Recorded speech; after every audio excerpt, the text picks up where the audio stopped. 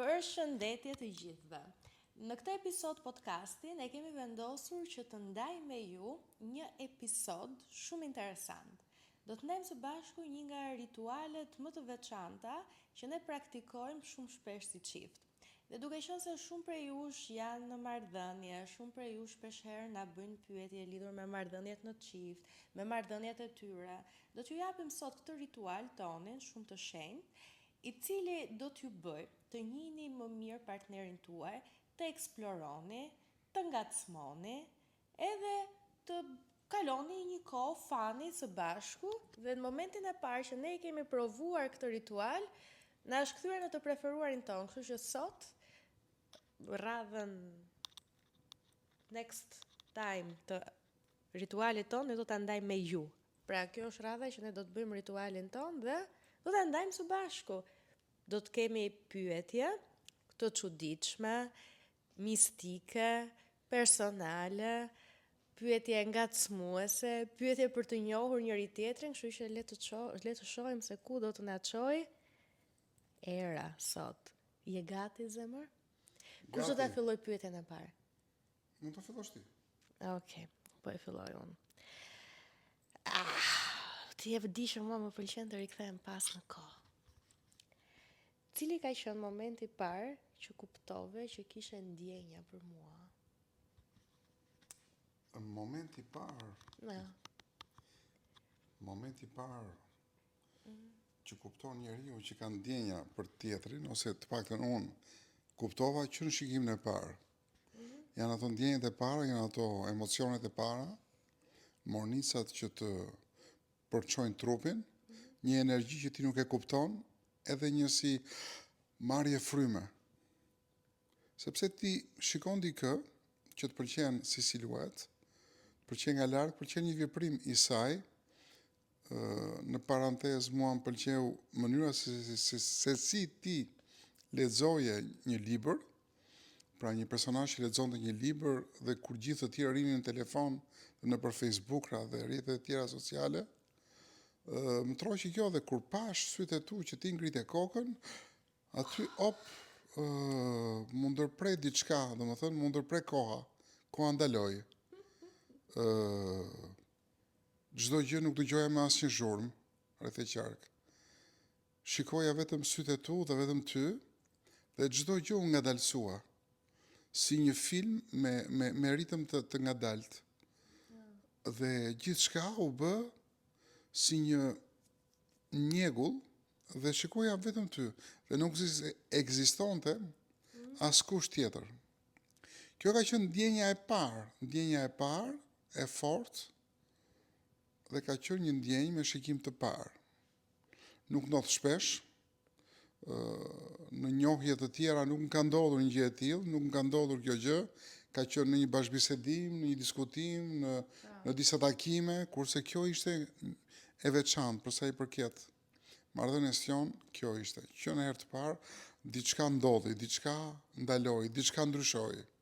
Kurse unë tani se ideja e këtyre pyetjeve është këtu.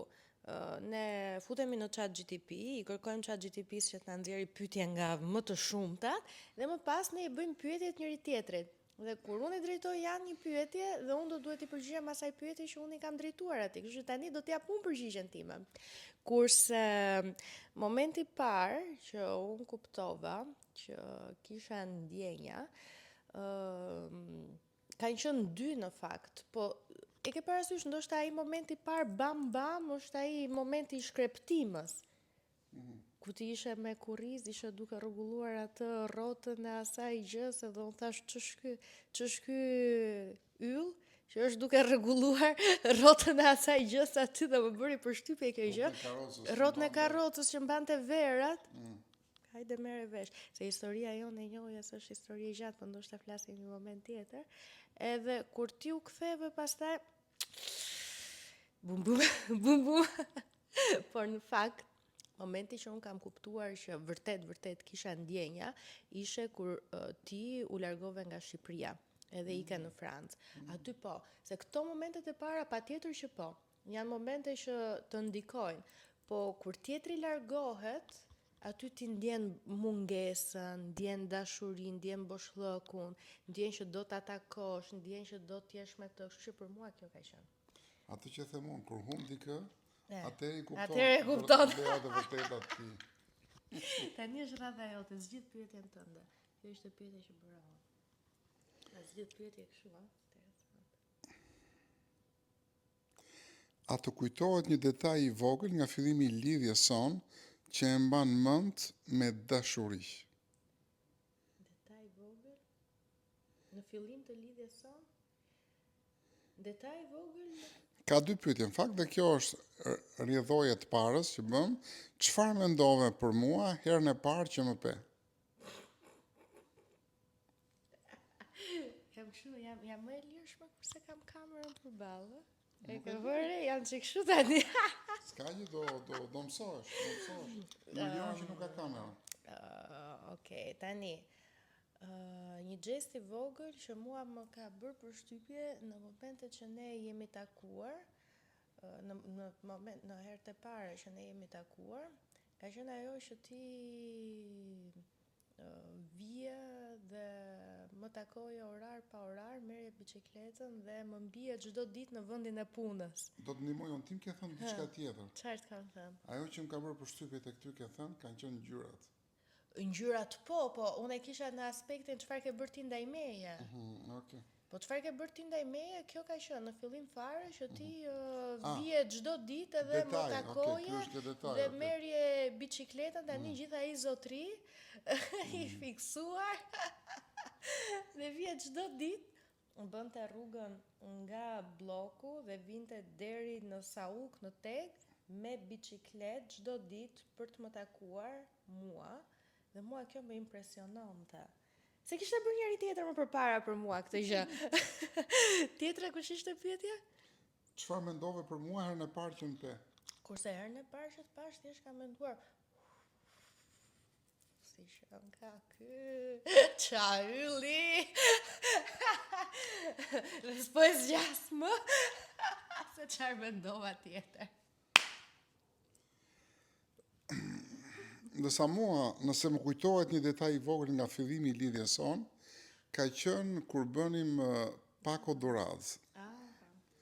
Kur bënim dhurata për klientët, ai ka qenë një moment shumë delikat dhe shumë emocionues, sepse shikoja që ty të dridheshin duart kur bënim pakot dhe ka qenë një detaj fantastik sepse ne e bëm atë pakon së bashku 3 herë dhe 3 herë ne haruam produktin kryesor të vendosim në atë pako, e cila ishte e vera.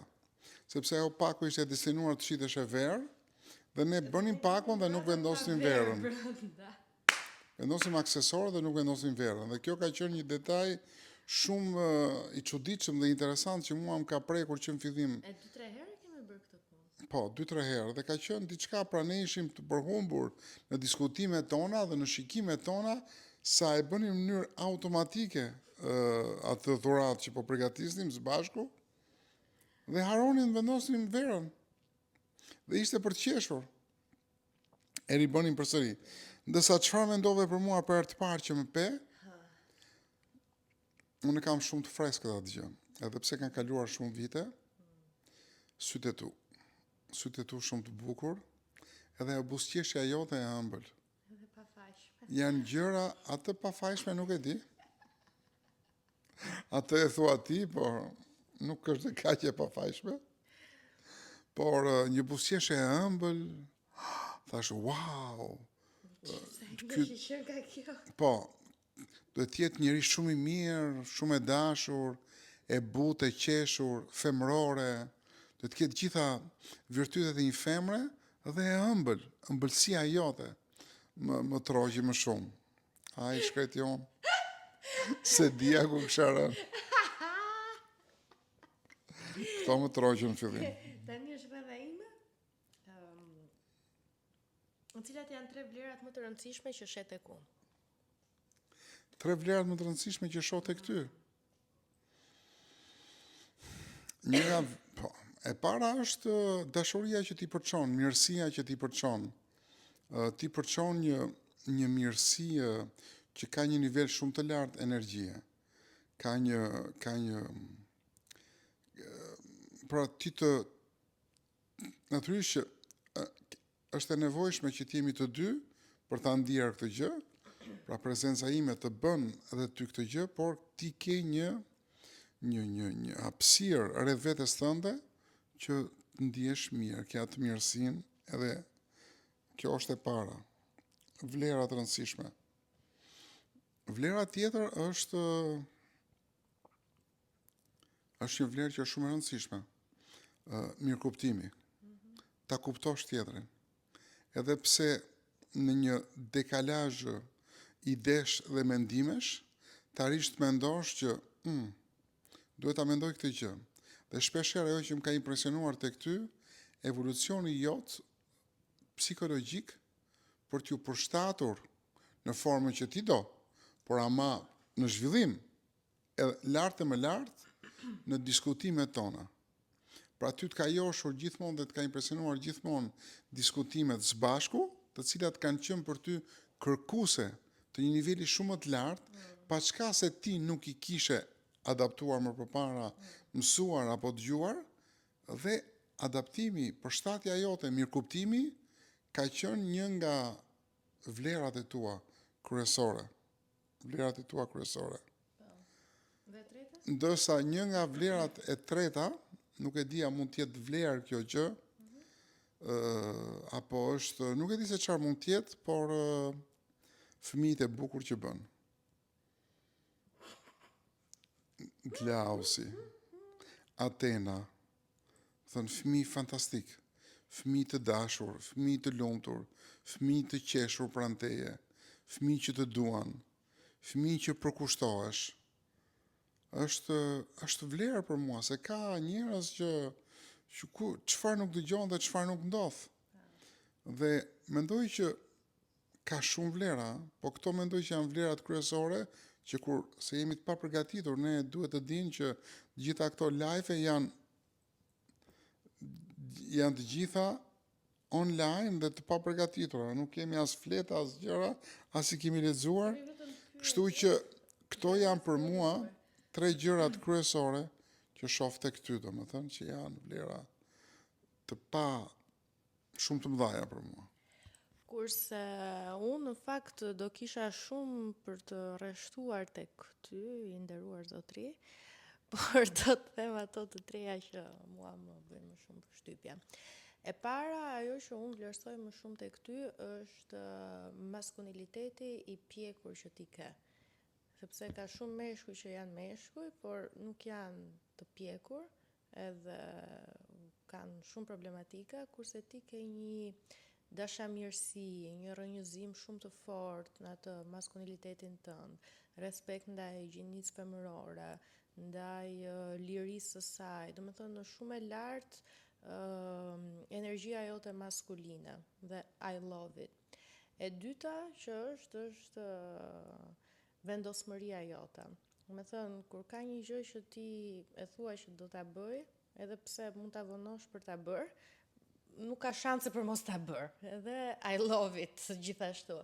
Dhe e treta është besnikëria jote, që sigurisht në fillim çdo njeri ka ato pikpyetjet e tij, por më është përforcuar edhe më është me kalimin e kohës dhe I love it gjithashtu sepse më bën të jem e qetë dhe jam kështu e sigurt, mirë.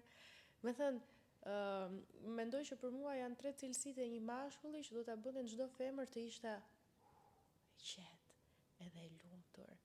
Edhe ti ishte kështu, e ke parasysh në re, kështu si në ato pupla, butë, mirë, këto janë për mua. Tani është rreth jote të më bësh pyetje. Ka një pyetje interesante që thotë, ka ndonjë gjë që të mungon nga lidhja jonë? Dhe thotë që do doje ta rikthenim, por nuk është për rikthim, në një gjë që të mungon, kjo do ishte më e fortë dhe më e plotë. Ajo që më mungon është të kishe mundësinë, po ndoshta mund të jepet mundësia më vonë, të bënim pak më shumë aventura së bashku. Për shembull, të bënim gjëra siç bënim dikur, që eksploronim, dilnim, shkonim nëpër qytete të ndryshme, rrinim zgjuar deri natën vonë, bënim aventura, flinim ku t'na dilte për të fjetur. Pra këto janë e vetmja gjë që më mungojnë. Po ty? Kjo në një farë mënyre e vërtet është me ardhjen e fëmijëve dhe me jetën familjare ka munguar, sidomos me intensitetin e punës që kemi bërë. Dhe unë të njëjtën gjë do kërkoja. Por kemi filluar pak nga pak ta përmirësojmë. Ndjeshëm. E kemi përmirësuar ndjeshëm dhe mendoj që do ta përmirësojmë akoma më shumë. Por kjo është dhe për mua gjëja që më mungon momentet veçanta me ty në vendet veçanta, siç kemi bërë dikur, që ka qenë për ne një risi dhe një fat që kemi kaluar këto momente. Cili është mësimi më i madh që ke marrë përmes lidhjes sonë? Mësimet janë të shumta. Mësimi më i madh që kam marrë mes lidhjes tonë. Shiko, të gjitha mësimet janë të mëdhaja, por ajo që do thoja është që shpeshherë njerëzit zhgënjehen nga jeta. Shpeshherë njerëzit nuk gjejnë qetësi në çift, nuk gjejnë qetësi në dashuri. Nuk gjejnë qetësi sepse diçka ka ndodhur, diçka është e vështirë për të përjetuar, sepse dikush diku ka gabuar, dikush i ka vënë strekëmça kësaj marrëdhënie, dikush ka ndërhyrë, dikush ka qenë i dobët dhe ajo që ka vlera në një çift, gjë që është në atë çka ne të dy ekzistojmë dhe që unë e ndjej, është soliditeti i marrëdhënies tonë, që është si ajo anija në det të hapur. Ti je duke kaluar nga një destinacion në destinacion tjetër, sepse jeta është gjithmonë në zhvillim. Dhe ti je në këtë anije. Dhe në këtë anije, gjithmonë jeta, dallgët do të përplasin në për vështirësi të ndryshme, në për stuhi të ndryshme. Dhe o do ta marrësh këtë njeriu, do ta hedhësh nga anija, do thuash tani unë jam më i lehtë dhe do eci vetëm, ose do ta mbash fort dhe do t'i thuash ti je këtu. Ke marrë një përgjegjësi në jetën tonë dhe do ta udhëheqim të dy këtë anije për ta çuar në destinacionin e duhur. Dhe ajo që vlerësoj më shumë është qëndrueshmëria jote. Jo, mësimi ishte. Po, dhe ajo që mësoj nga kjo marrëdhënie është kjo që po them, që të gjesh njeriu që të bashkullton në këtë udhtim në të gjitha vështirësitë e jetës, është ajo që unë kam mësuar që mundet të ndodhë dhe është e mundur për këdo dhe për cilin do që ta çosh atë udhtim deri në atë destinacion që ti dëshiron. Pra ta çosh ëndrrën tënde deri në fund dyshe dhe jo vetëm. Kjo është ajo që kam mësuar më tepër. Kurse ajo që unë kam mësuar është fakti që njerëzit gjithmonë do të duan diçka, më shumë, diçka ndryshe, diçka marrëgëtuese, do kenë gjithmonë kërkesa. Do e marrin atë gjën që duan, do duan prapë diçka tjetër. Njerëzit nuk kanë asnjëherë të ngopur, është puna si me paran.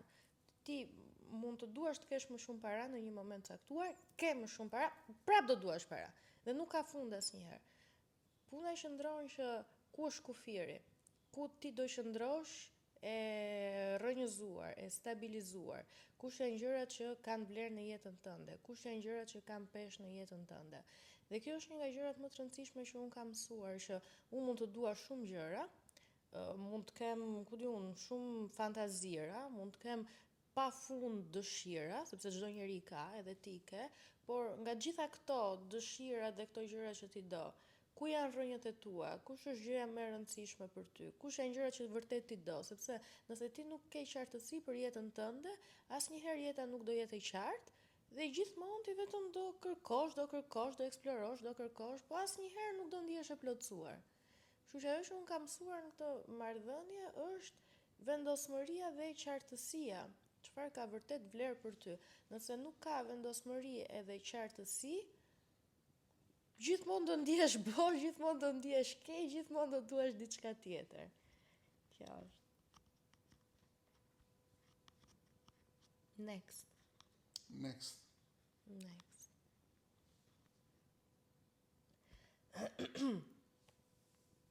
Interesante, praktikojeni. Shqipëritjet kanë bëjnë më shumë me një jetë shumë më të veçantë në këtë aspekt. Dhe do ishte mirë aty kishim seleksionuar më përpara. Po tani që mos kishim momente pauze. Po s'ka problem. Interesante janë dhe ato. Rrin, mendoj, çfarë do e pyesi vallë? Kush është pyetja e radhës? Cili është vendi i parë kur dolëm bashkë? Vendi i parë kur dolëm bashkë. Po çoj në një kafe lagje. Kishim vendosur një bast që e fitoi zotria dhe unë duhet ta qirasja. Unë duhet qirasja, po. Dhe unë s'dija ku ta çoja. Më tha mua, hajde më se çoj unë. Nuk e di as emrin e lokalit, as lagje, nuk e di se ku ka qenë, po ishte një lokal lagje. Po ishte shumë i këndshëm, ishte shumë i qetë. Ai ka qenë vendi i parë, edhe më la dhe të zgjidhja vetë vendin, dhe unë shkova futa në vendin më intim aty të mundshëm. Edhe aty ka qenë. Unë s'po të pyes ku ka qenë. Ka një pyetje shumë të bukur. Njëta gjë është për mua, se është njëta gjë. Bashkë kemi qenë. Cili ka qenë momenti më a mendove ndonjëherë se lidhja jon do shkonte kaq larg? Po. Kurse unë nuk e kam menduar në fillim. Unë e kam patur vizionin dhe të them të drejtën. E di çka kam menduar në fillim? Ti, më ikësh mua. Ashtu, ha? Vëllai unë ty. Bravo. Bravo, pas ka qenë shkatët. Po. E ke menduar që do shkonte kaq larg? Po. Do me thënë që do shkonte kaq larg. E ke dëshiruar? Që e kam dëshiruar që të mos mbeste aty ku ishte, pavarësisht se kam pasur edhe atë ide në fillim që I don't care, do me thënë të ndodhi çfarë të ndodhi, rëndësishme është unë dëshiroj këtë momentin, por thellësisht unë e kam dëshiruar këtë gjë sepse më pëlqente çdo gjë rreth teje. Më pëlqente çdo gjë rreth teje dhe ishte shumë e veçantë, Ndërsa mua edhe pse më pëlqente çdo gjë rreth teje, pa çka kisha dyshimet e mia, kisha ato pasiguritë e mia, kisha ato problematikat e mia dhe me thënë të drejtën, mbas takimit tonë që ka qenë në dimër, unë kam filluar, ka qenë më saktë nga vera e vitit tjetër që fillova me gjithmonë fillova ta merrja seriozisht, po thosha, kjo gjë po zgjat, dhe ka diçka në këtë mes që po zgjat në këtë formë, dhe ka diçka që kur unë largohem ajo më mungon, dhe ka diçka që kur unë jam me të jam shumë i lumtur, dhe ka diçka që unë bëj gjërat më të pamundura dhe më të veçanta që ta gëzoj atë, ta lumturoj atë, po njëkohësisht dhe veten time, nuk ishte vetëm për ty dhe për bashkët. Pra të gjitha këto mendime, të gjitha këto veprime, gjithë kjo bashkëjetesë e copëzuar, më bënte që të mendoja, këtu duhet menduar ndryshe. Dhe atëherë fillova të mendoj ndryshe. Dhe ka qenë një gjë shumë e mirë që nuk mendoj dhe nuk dua që të ekzistoj mendimi i të bërit pishman. Këtë s'ta kam bërë ndonjëherë si pyetje, po do ta bëj. Kur është hera e parë që ndjeve xhelozi për mua? Hera e parë që ndjeva xhelozi për ty. Shiko,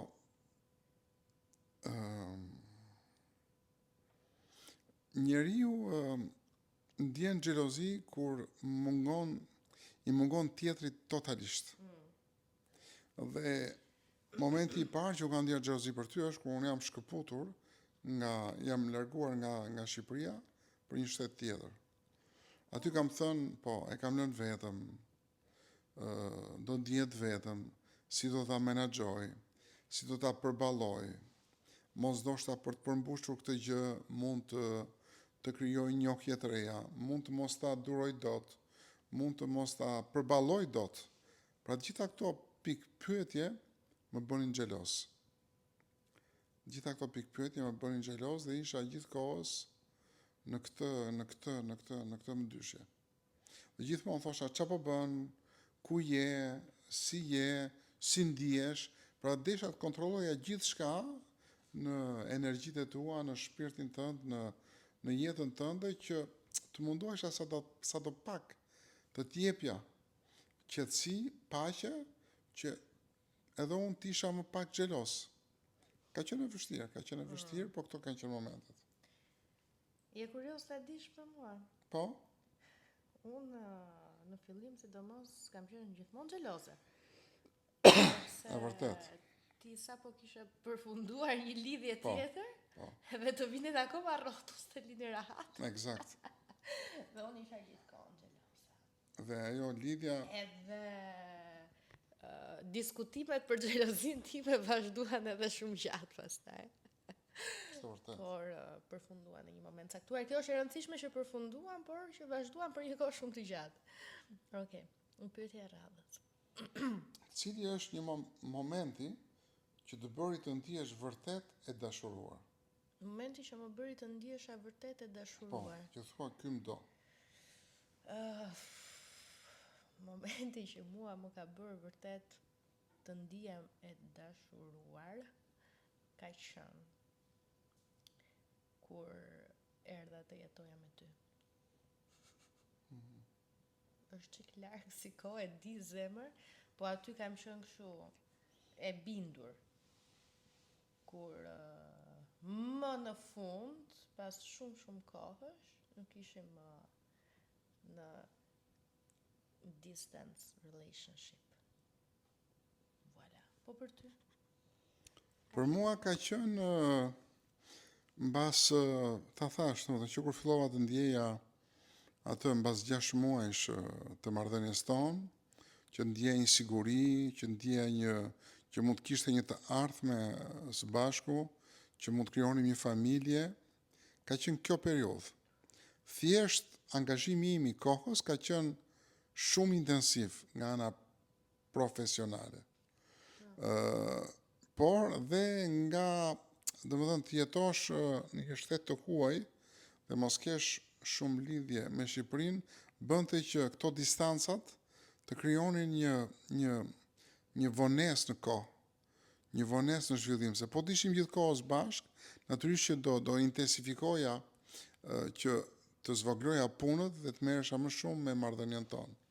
Po ky fakt zgjati, domethënë, po ka qenë që mbas 6 muajsh është përforcuar për herë dhe më shumë dhe mbas 2 vjetë thosha stop, duhet bëj diçka. Duhet bëj patjetër diçka, është e pamundur që ne të jetojmë kështu. Pra gjithmonë fillova ta kisha atë kënaqësi një problem që po iki, po largohem, po e le vetëm, si ka mundësi, si e bën ti këtë, i thosha vetes, kisha gjithmonë 2 njerëz mes vetes time dhe asaj që bëja, që ishin në antagonizëm të përhershëm. Ka qenë e vështirë. Cili është momenti që ndihesh më shumë i lidhur me mua? Cili është momenti që ndihem më shumë i lidhur me ty? Unë ndihem çdo moment më shumë i lidhur me ty. Që kur hap syt në mëngjes. Që kur, po nëse flasim për sot, po, që kur zgjohemi, them ku është, kur nuk jenë krevat, ku është, mos është tek fëmijët, tek kjo, tek ajo. Pra kjo është, ndihem gjithkohës. Nuk ka një moment që është i veçantë, sepse energjia dhe forca që përçoj për të pasur afër është aq e madhe sa dhe një moment i vogël më krijon mungesë. Po nuk është se më krijon mungesë në trishtim, më krijon mungesë në dashuri, dua të ta pull, dua të jetë këtu. Po fakti dhe që dëgjoj zërin kur je me kalamajt ose me këtë gjë, je duke u marrë me diçka, më qetëson. Është këtu, domethënë. Pra në çdo moment ndihemi lidhur me ty. Iki tani për shkakun për punë, më shqetëson kjo shkëputje, por edhe prandaj dhe kam krijuar këtë lidhjen që edhe në distancë të jemi lidhur me ty. Kështu që nuk e shoh. Deri dje kisha problem, por sot nuk e kam më sepse i kam krijuar një lidhje relative gjithkohës së bashku. Kështu që gjithkohës. Kurse për mua është kur flasim, I love it. Kur diskutojmë. Kur diskutojmë. Se ti e di, diskutimet tona janë si valë deti të mëdhaja, të ulta, të vogla.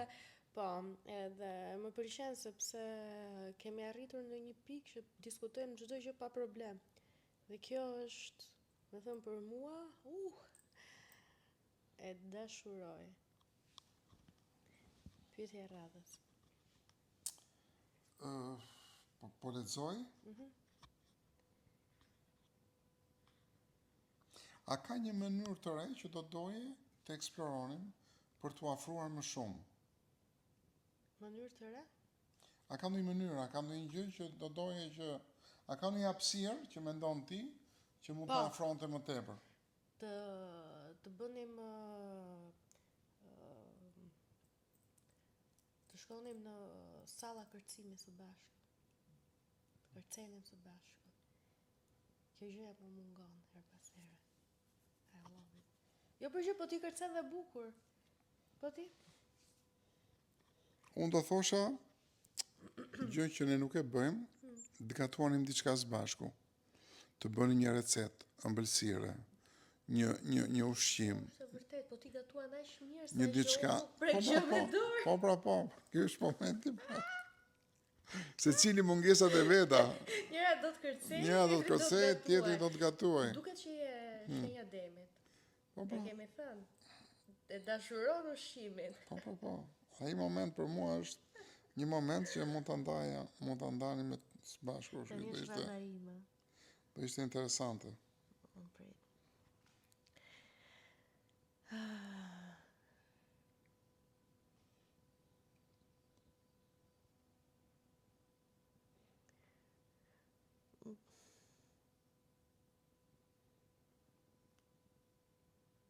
Prit, të shohim pyetje interesante. A ka ndonjë gjë që ke pasur vështirësi ta ndash me mua? A ka ndonjë gjë që kam pasur vështirësi ta ndaj me ty? Në jetë ka gjëra që ke të vështirë ti ndash me dikë. Po unë jam munduar gjithmonë, sepse e kam si parim jetësor që sinqeriteti është arma më e fortë që mund të ketë dikush në një marrëdhënie. Dhe sinqeriteti, edhe pse kuptohet në vështirësi, është e vështirë ta kuptosh tjetrin që është i sinqert totalisht. Do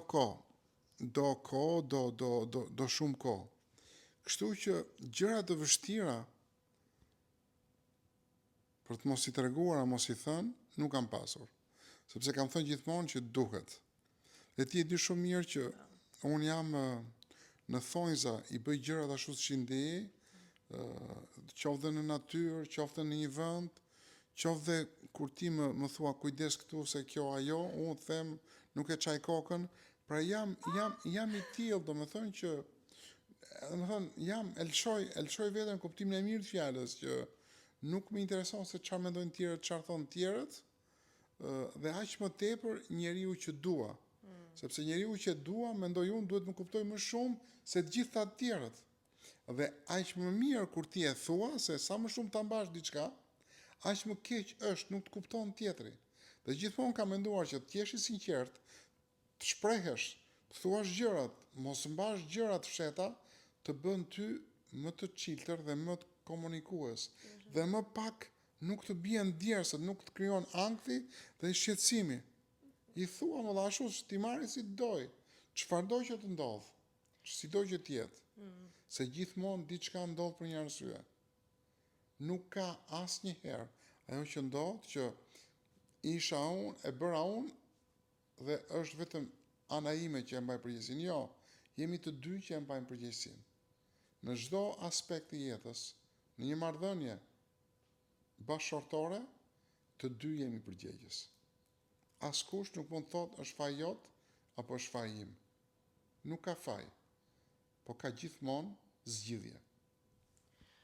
Kurse unë kam patur gjëra që e kam pasur të vështirë për të diskutuar me ty, ti e di sepse i kemi diskutuar, kemi pasur shumë debate, kemi pasur shumë gjëra lidhur me këto.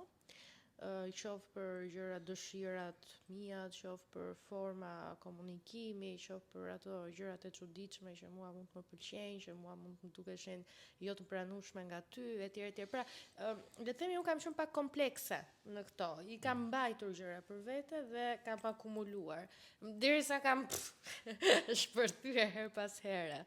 Por që momentalisht prandaj thashë më pëlqen të komunikoj, është një nga dëshirat e mia më të mëdha, kështu që mua më ka shërbyer shumë edhe ky ritual që bëjmë bashkë. Pra kam nxjerr shumë, kam folur shumë, kam treguar shumë gjëra, të cilat edhe mund t'i kisha mbajtur pak për vete, dhe unë ndjej sot që i kam pastruar, me thënë, sot unë kam shprehur gjithçka që mund të kem pasur sadopak të fshehur. Dhe nuk kam asgjë që s'të kam thënë apo që kam mbajtur të fshehur momentalisht. Më përpara po kisha. Ja do bëj një pyetje unë plotësuese. Si ndihesh nga ndryshimi si ke qenë dikur dhe si je sot? A ka ndryshim? A ja vlen ti jesh siç je sot apo është më mirë të mbash atë elqë siç ishe dje? Absolutisht, sot s'ka krahasim. Pse para punës kur ti pranon veten tënde në të gjitha ato format e tua, në dëshirat e tua, edhe pse tjetrit ndoshta ti mund të mendosh me mendje që mund t'i dukesh çuditshëm apo mund të mos pëlqej. Është sikur ti merr mbrapsh një fuqi tënde, merr mbrapsh identitetin tënd, merr mbrapsh autenticitetin tënd. Unë më përpara, për shembull, pavarësisht se bëja gjërat që mua më pëlqejnë në aspektin e punës, nuk kam qenë totalisht autentike, qoftë në marrëdhënie me njerëzit, por qoftë edhe në marrëdhënie me ty. Nuk do të thotë që s'kam qenë e vërtet me ty, por kam qenë e ndrydhur her pas here për të dhënë atë që unë mendoja që ishte e dura dhe më e mira për ty. Por ndërkohë ajo që mund të ishte në mendjen time më e mira për marrëdhënien tonë, mund të më dëmtonte mua. Kështu që në ditët e sotme kjo gjë ka ndryshuar absolutisht. Unë nuk përpiqem më të kënaq ty, apo të përpiqem të kem atë marrëdhënien perfekte me ty. Unë sot jam ajo që unë vërtet ndjej që duhet të jem, diskutoj me ty në formën që unë e ndjej për të diskutuar, të shpreh gjërat që unë e ndjej që duhet shprehur, dhe sikur mos të pëlqejnë, punë e madhe, po nuk të pëlqyen. Eksakt. Po s'të pëlqyen, do t'i pranosh, sepse jam unë. Kështu që kjo është shumë e rëndësishme. Në një marrëdhënie duhet të jemi autentik, të vërtet, të sinqert, sepse marrin fuqinë tonë mbrapsht, dhe kur marrin fuqinë tonë mbrapsht, nuk është vetëm njëri partner ai që udhëzon marrëdhënien apo drejton marrëdhënien, por bëhen të dy drejtues. Dhe mua, të themi të drejtën, në një moment të caktuar kjo, jo se më ka munguar, nuk e ndjeja. Dhe nuk e ndjeja si domosdoshmëri, sepse ishe ti që bëje gjithçka, ishe ti që vendosje për gjithçka. Jo se nuk je sot. Mua më pëlqen kjo gjë sepse është energjia mashkullore që mua më pëlqen, një mashkull që merr përsipër përgjegjësi, që drejton familjen, këtë çdo femër e do. Por bashkëpunim së bashku. Jo thjesht të vendosja ai nuk ka problem, ti pëlqej, të jetë okay. Pra sot merret fuqia mbrapsht dhe ja jetojnë jetën të dy së bashku me mashkullin përpara që drejton dhe bën ato gjëra që vërtet një mashkull duhet të bëjë. Hala. Këtu jam unë sot. Fiks, atë që do të thosha është që të pranosh nuk do të thotë të akseptosh, por të pranosh tjetrin me ndryshimet që ka përballë teje. Sepse shpeshherë në çifte njerëzit mundohen t'i mushin mendjen njëri tjetrin dhe thonë është kështu siç them unë. Por ne jemi dy njerëz të ndryshëm dhe e kemi të gjithë të drejtën e Zotit, kemi gjithë të drejtën e Zotit për të menduar ndryshe. Por a akseptohemi ne? Kjo është diferenca, ky është ndryshimi që duhet ta bëjë secili nga ju. Ta akseptosh, ta pranosh tjetrin, ashtu siç është, me ndryshimet e tij, me kontradiktat që ka, ti mund t'i përmirësosh ato, por jo ti imponosh. Kjo është ajo. Po imponove nuk bën asgjë tjetër përveç se ndryshon karakterin e tjetrit dhe vjen një moment që personi që ti ke përballë do shpërthej, do ndihet keq, do ndodhin gjëra, kështu që jo, e kisha radhë. Do ta lëm me kaq? Ta lëm me kaq këtë radhë dhe vazhdojmë në një E episod vazhdojmë tjetër. në një episod tjetër? Se pyetjet. Mendoj se u bë gjysore. Okej. Kështu që neve po e lëm me kaq. Shpresoj që t'ju ke dhënë një indicje për ta bërë edhe ju këtë gjë në çiftin tuaj. Eksplorojeni, është shumë interesante. Merrni telefonin, ChatGPT-n, thojeni ChatGPT-s më shkruaj 50 pyetje për t'ia drejtuar bashkëshortit apo bashkëshortes, për të përforcuar lidhjen tonë, apo për të njohur më shumë njëri tjetrin, për të eksploruar njëri tjetrin, do t'ju shkruaj pyetje pafund, kështu siç na ka shkruar ne. Zgjidhni pyetje dhe diskutojeni së bashku. Do t'ju lidh më shumë, do t'ju bëj që të kuptoni dhe të njihni njëri tjetrin më shumë. Dhe mbi të gjitha të diskutoni më lirshëm, nuk ka asgjë të keqe të shpreheni, të diskutoni, të njiheni, sepse ndonjëherë mund të jetoj me vite të tëra së bashku dhe ka njerëz që nuk e njohin njëri tjetrin. Kështu që e vetmja formë për të krijuar lidhje më të fortë, për të njohur më mirë është vetëm nëpërmjet bla bla bla komunikimit. Kështu që ne rishihemi sërish në episode të tjera të podcastit tonë. Ju përshëndesim. Përshëndetje.